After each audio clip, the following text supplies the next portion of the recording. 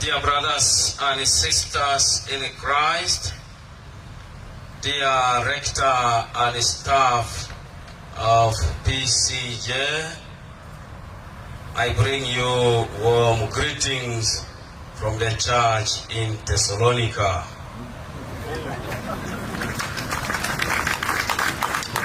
That is Thessalonica, not so? And I'm told there are some Thessalonians also who are graduating today. We congratulate them. And thank you for inviting me to celebrate with you this great day.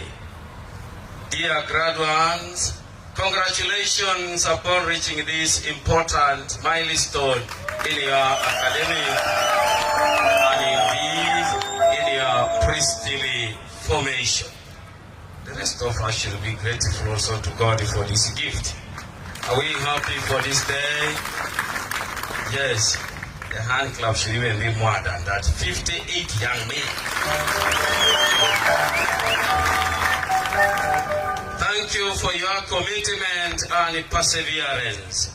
This is no mean achievement. What returns to Yahweh can I make for blessings of every kind I have received? And one of these blessings, in fact, the happiest men and women probably could say men on this day, they should be the formators, because the day of harvest. It's a day of harvest. They see their product, graduating, isn't it? Yeah, so joining the candidates themselves. So one of those blessings is what we are celebrating today. As I said, this is no mean achievement. In the church, by the way, there is nothing small. There's nothing small. Every step, every assignment, every office counts. Every single soul matters. Every single soul matters. So they are not take any of these steps for granted. And no stage in your formation should be taken for granted. For these are very decisive years for your priestly ministry and missionary work tomorrow. What you sow now is what you will reap in the ministry tomorrow.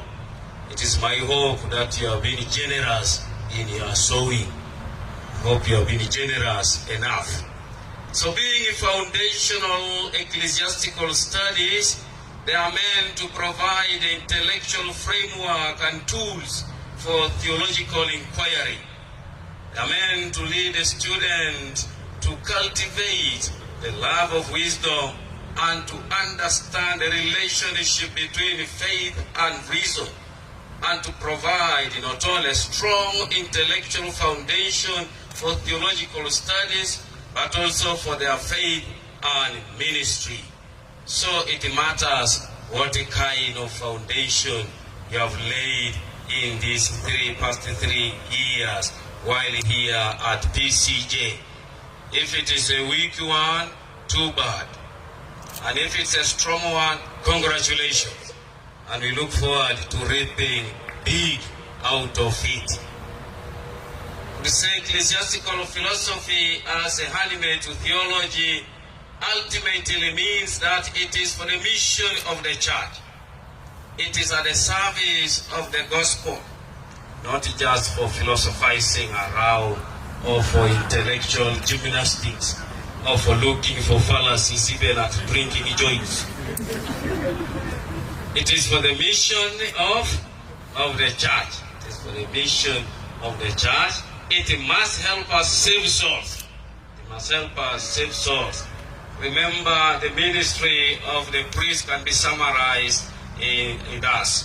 For the glory of God and the salvation of souls. Glory of God and the salvation of souls. That is why, after these studies, or even after your ordination, whatever it is later on, you should be very careful bothering and disturbing your spirits about further studies. Ask yourself, are those studies for the glory of God and the salvation of souls, or just for your personal gratification? They must be for the glory of God and the salvation of So, St. Bernard rightly states, to study well, we must know the true end for which we study. We must know well the true end for which we study.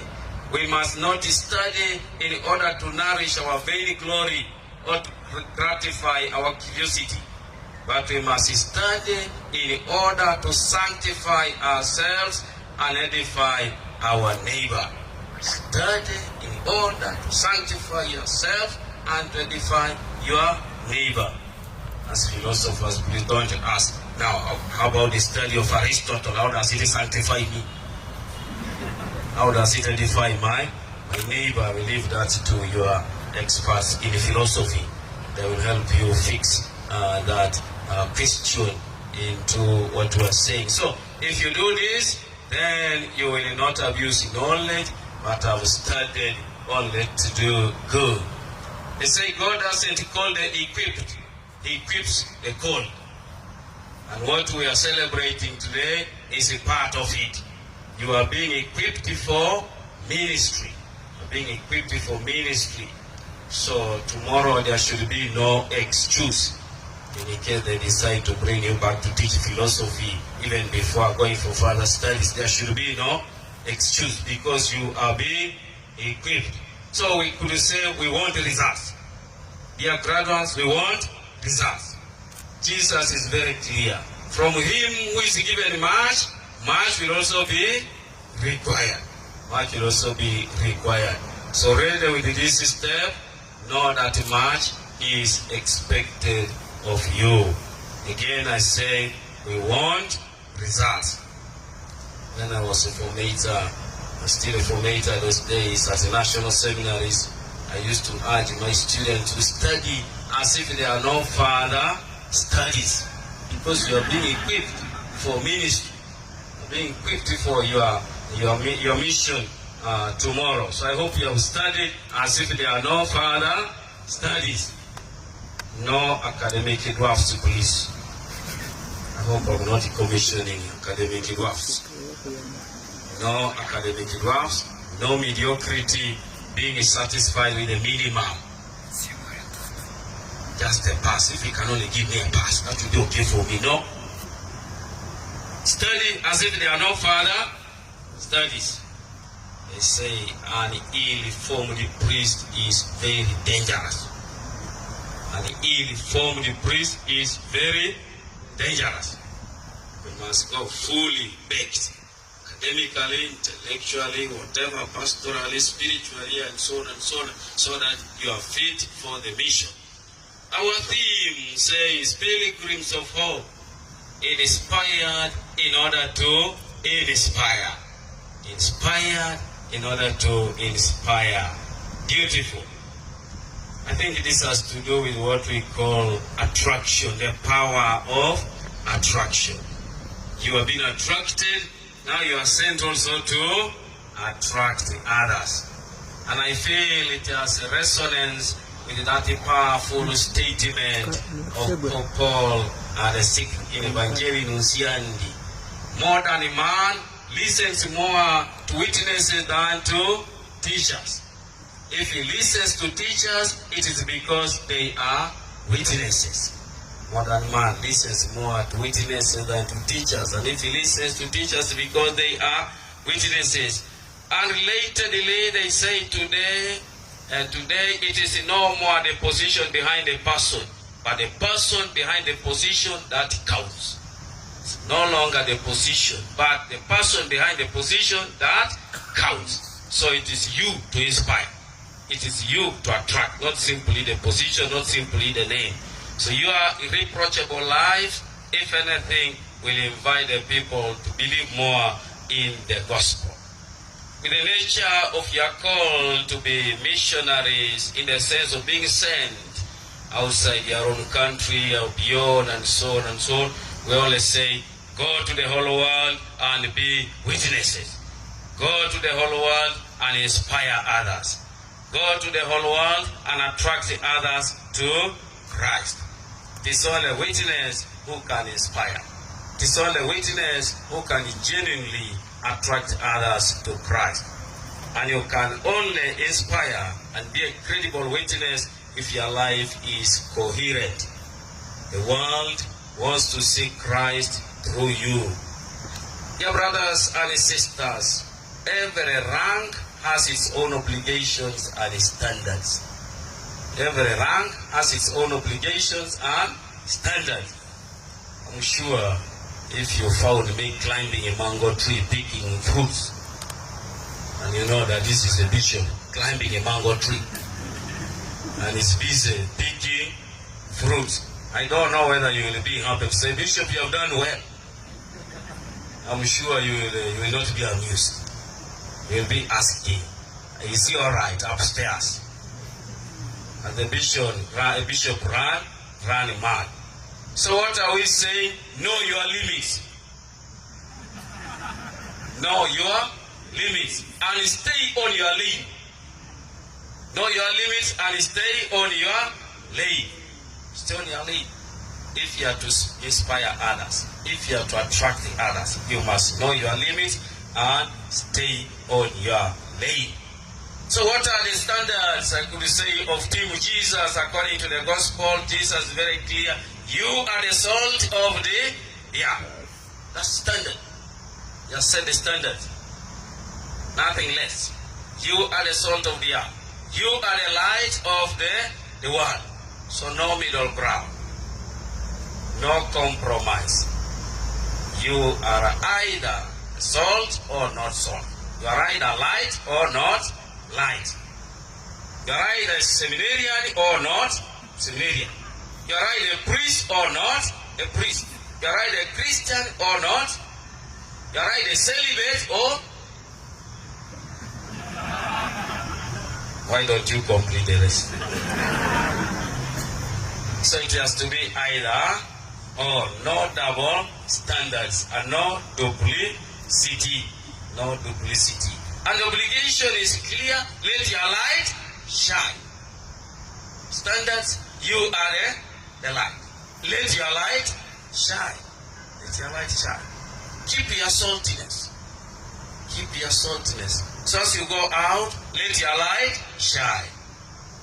Keep your saltiness. One of our priests, now deceased, when we were still seminarians, used to tell us that if you want to enjoy your priesthood, do the following. Love your God, love your superiors, love your work, love your people. Love your God, love your superiors, love your work, love your people. Pope Francis speaks of closeness.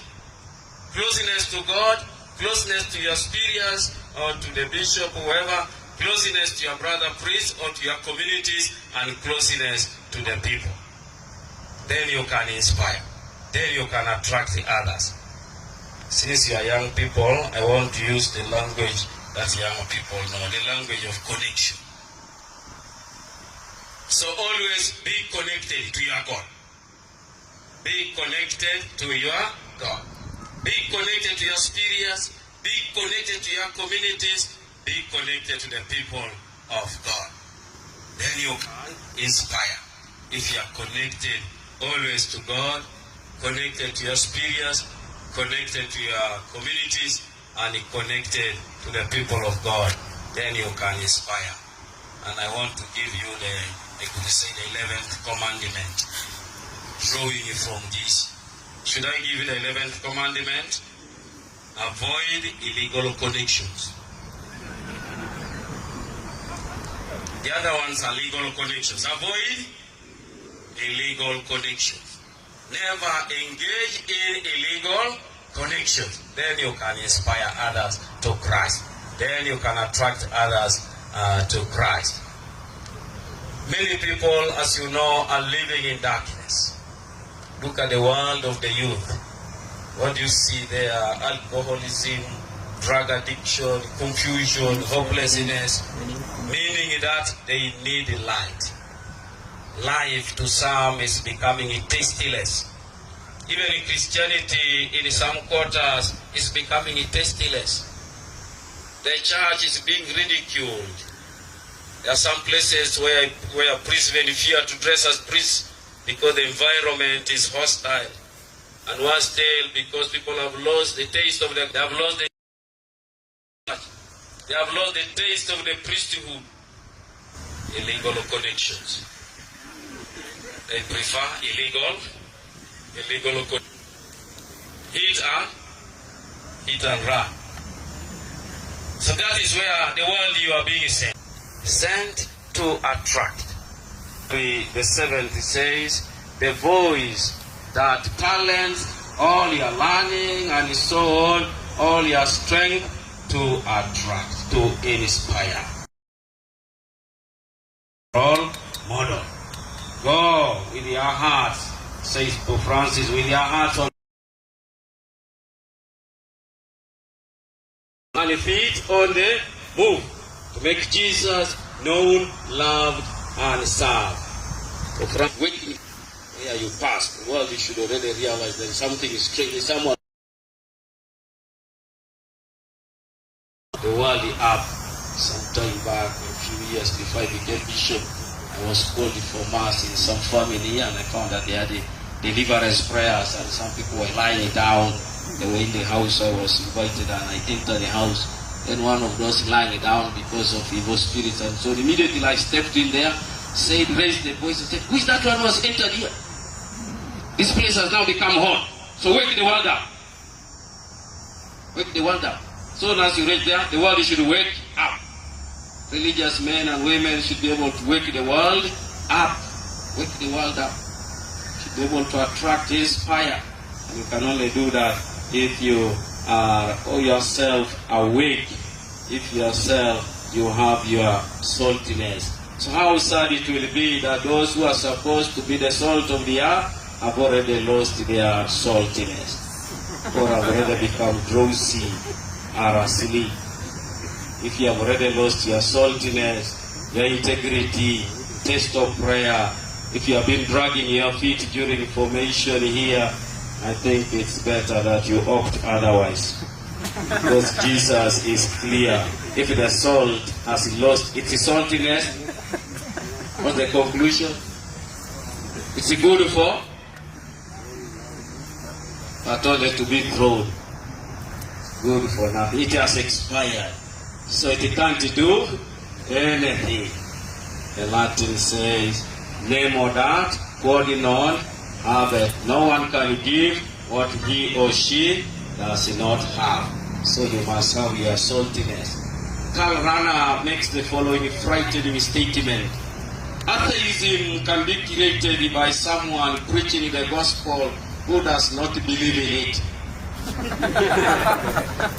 Isn't it? You can even see how that person will be at the altar, how he's raising the chalice. You can see that this one does not believe in what he is. Even the way he presents himself, the way he vests for mass, and so you see this one does not believe in what he's going to celebrate. Just acting. So Karl Rahner says atheism can be created by someone preaching the gospel who does not believe in it. And he continues to say that the worst remark the audience or listeners could make about the minister's homily is not even he believes what he's explaining. Then you will have failed to inspire. You will have created atheism. So be on your guard. Be on your guard. Don't go out to make atheists. Go and make saints. Go and make saints, not atheists. And St. Bonaventure reminds us, if you learn everything except Christ, you learn nothing. So if in these 3 years you have learned all your philosophies except Christ, then you know that you are empty. You have learned nothing. If you learn nothing except Christ, you learn everything. If you learn nothing else except Christ, you learn everything. So we hope these studies have helped you deepen your knowledge and love of Christ. Otherwise, the words of Kohelet will come true. Vanity of vanities. How sad it will be having spent all these years and it all ends in vanity of vanities. Saint Porphyrios adds, when the people are empty of Christ, 1,001 other things come and fill them up. jealousy, hatred, boredom, melancholy, resentment, worldly outlook, worldly pleasures, and so on and so on. So try to fill your soul with Christ so that it is not empty. Fill yourself with Christ so that it is not empty. Then you can inspire others. Then you can inspire others. Matthew states very clearly in the affirmative, you are the light. You are the salt. It's not very saying you might be, no. You are. So he's counting on you. He's counting on me. He's counting on us. By calling you, he is counting on you. So Jesus is counting on us, is counting on you. Likewise, your respective institutes are counting on you. They do not expect anything less. The church is counting on you.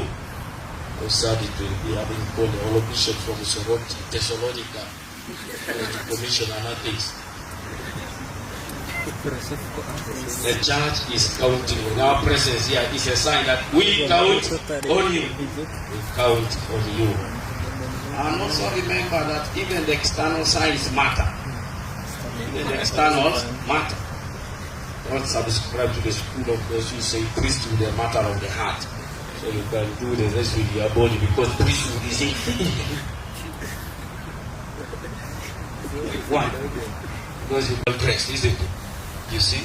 So that attracted you, and that became the beginning of your journey. Back home, I normally tell Christians or the leaders that let the church not die in your hands.